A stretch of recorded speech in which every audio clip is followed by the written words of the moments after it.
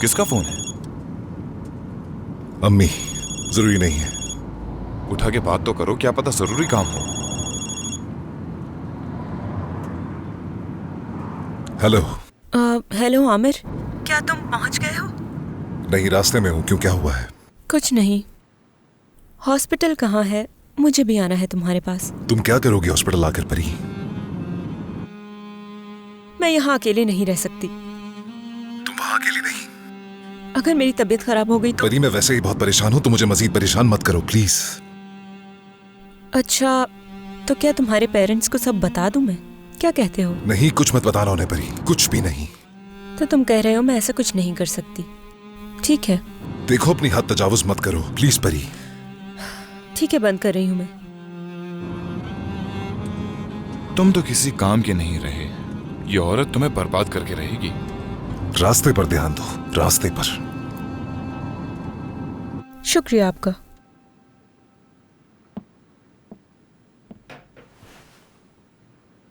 हाँ।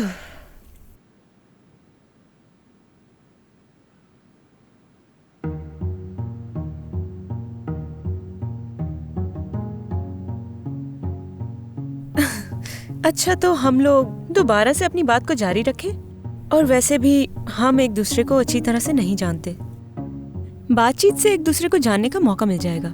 हाँ, मैं भी यही सोच रहा था, क्योंकि हम आपस में एक दूसरे को अच्छी तरह से नहीं जानते। असल में आप कहाँ से हैं? ईजिस रीजन से हूँ। मुझे अंदाजा था, मैं आपको देखकर ही समझ गया था। वैसे आप काम क्या करती हैं? मैं अब कोई काम नहीं करती, लेकिन मैं एक बैंक मैनेजर थी। ओह, तुमने सुना आयशा, ये मोहतरमा पढ़ी लिखी हैं। वैसे ये एक बहुत अच्छा काम है।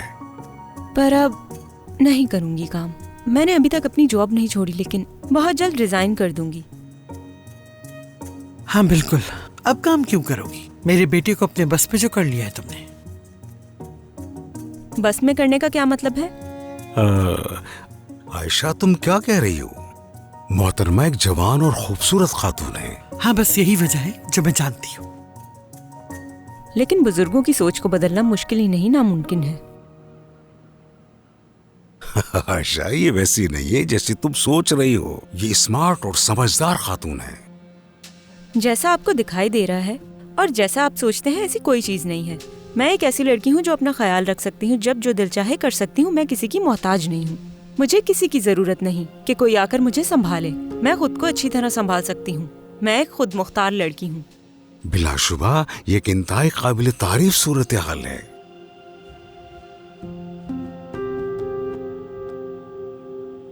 क्या शादीशुदा हो तुम? यानी शादी और तलाक के बारे में तुम्हें कुछ नहीं पता? शादी हुई थी मेरी, लेकिन मेरा शौहर मर गया। ओहो, सुनकर अफसोस हुआ। यकीनन आपका शौहर आपकी तरह जवान होगा। क्या वो बीमार थे या किसी हादसे का शिकार हो गए? इसे मोहब्बत का हादसा कह सकते हैं। मेरा मतलब है, मेरी बहन और मेरा शौहर दोनों बाथटब में एक साथ थे। उन्हें बिजली का करंट लगा और मर गए।